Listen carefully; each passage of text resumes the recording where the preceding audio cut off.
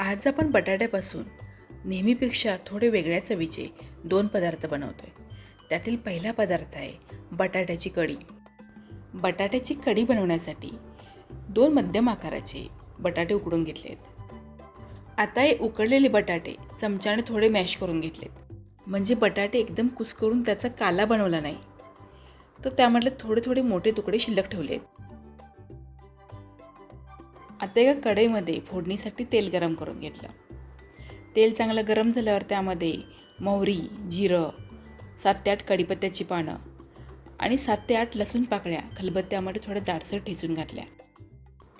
त्याबरोबरच 2 हिरवी मिरची बारीक कापून घातल्या.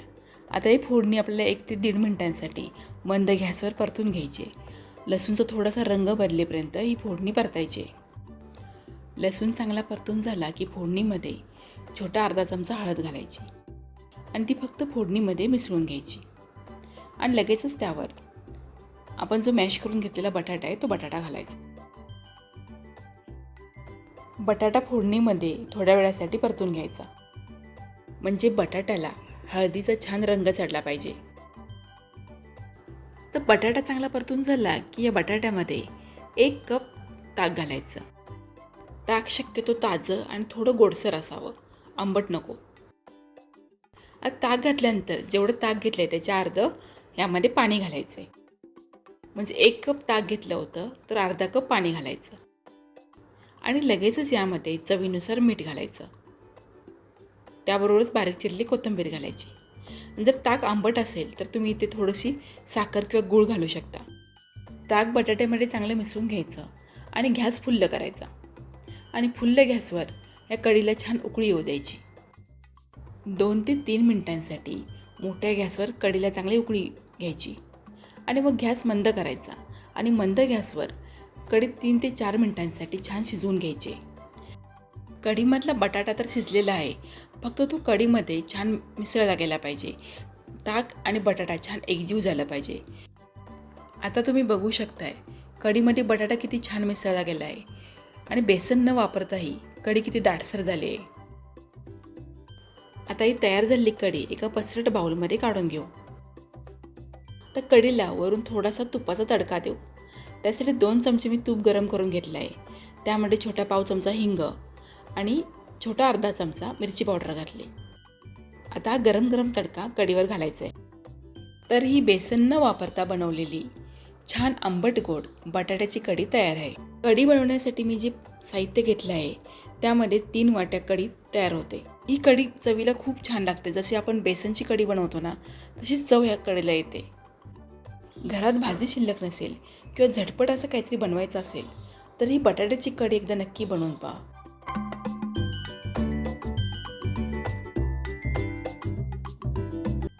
बटाट्याचा ठेचा बनवण्यासाठी इथे मी 2 मध्यम आकाराचे बटाटे घेतलेत. बटाटे स्वच्छ धुवून त्याचे साल काढून घेतलं आणि ते लांबट आकारात किसणीने किसून घेतले. हा बटाट्याचा किस 8 ते 10 मिनिटांसाठी पाण्यामध्ये ठेवून द्यायचा. त्यामुळे बटाट्यामधील स्टार्च कमी होईल. बटाट्याचा किस चांगला मोकळा मोकळा होईल आणि थोडासा कडक होईल. आता बटाट्याचा किस आपल्याला 8 ते 10 मिनटं पाण्यामध्ये ठेवायचं आहे. तेवढ्या वेळेमध्ये आपण ठेचा बनवून घेऊ. त्यासाठी कढईमध्ये 1 चमचा तेल घेतलं.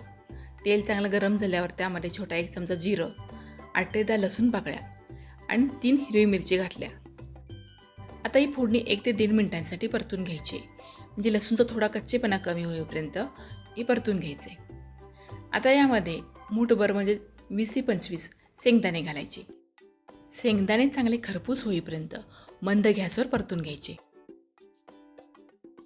शेंगदाणे भाजून झाले की गॅस बंद करायचा आणि यामध्ये बारीक चिरलेली कोथिंबीर घालायची. कोथिंबीर थोडा वेळ परतून घ्यायची आणि आता हे मिश्रण थंड होण्यासाठी ठेवून द्यायचं. हे मिश्रण थोडंसं थंड झालं की खलबत्त्यामध्ये घ्यायचं आणि ते जाडसर वाटून घ्यायचं. हे खूप थंड होईपर्यंत वाटवायची नाही, नाहीतर मग बारीक होण्यासाठी खूप वेळ जातो. थोडं गरम असताना जर वाटलं ना तर ते लवकर बारीक होतं. हा ठेचा एकदम बारीक वाटायचा नाही, त्यामुळे शेंगदाण्याचे तुकडे थोडेसे दिसले पाहिजेत. ठेचा बनवण्यासाठी मी फक्त 3च मिरच्या वापरल्या आहेत, कारण त्या खूप तिखट आहेत. पण हा बटाट्याचा ठेचा थोडा तिखटच असतो. जर मिरच्या तिखट नसतील तर थोड्या जास्त प्रमाणात वापरा. आता हा मिरचीचा ठेचा तयार झाला आहे. आता हा बटाट्याचा किस पाण्यामध्ये ठेवल्यामुळे पहिल्यापेक्षा थोडा कडक झाला आहे आणि तो काढून घ्यायचा आणि चाळणीमध्ये एक 2 ते 3 मिनिटांसाठी नितळत ठेवायचा. हा पिळून घ्यायची गरज नाही. बटाट्याचा किस नितळतोय तेवढ्या वेळेत आपण फोडणी बनवून घेऊ. ज्या कढईमध्ये ठेचा बनवला होता त्याच कढईमध्ये मी 2 चमचे तेल घेतलं. तेल चांगलं गरम झाल्यावर त्यामध्ये एक मध्यम आकाराचा कांदा लांब चिरून घातला. आता कांदा फक्त तेलामध्ये परतून घ्यायचा आहे. तो मऊ होईपर्यंत शिजवायचा नाही. फक्त एखाद्या मिनिटासाठी परतून घ्यायचा आणि त्यामध्ये नितळत ठेवलेला बटाट्याचा किस घालायचा. आता कांदा आणि बटाट्याचा किस 2 ते 3 मिनिटांसाठी मंद गॅसवर परतून घ्यायचा आहे आणि हा बटाटा सतत हलवत राहायचा आहे, कारण बटाटा कढईच्या तळाला चिकटतो. बटाटा मऊ होईपर्यंत हे परतत राहायचं आहे, कारण आपण यामध्ये पाणी घालणार नाही. त्यामुळे आपल्याला हे असंच परतून बटाटा शिजवून घ्यायचा आहे. बटाटा छान मऊ झाला की यामध्ये जो आपण ठेचा बनवून घेतला होता तो ठेचा घालायचा. त्याबरोबरच चवीनुसार मीठ आणि बारीक चिरलेली कोथिंबीर घालायची. आता हे मिश्रण पुन्हा एकदा 1 ते 2 मिनिटांसाठी छान परतून घ्यायचं आहे. तर हा कमीत कमी वेळेत आणि कमीत कमी साहित्यामध्ये झटपट बनणारा झणझणीत बटाट्याचा ठेचा तयार आहे. आणि तुम्ही बघू शकताय तो अजिबात चिकट झाला नाही आहे. छान बटाटा मोकळा मोकळा झाला आहे.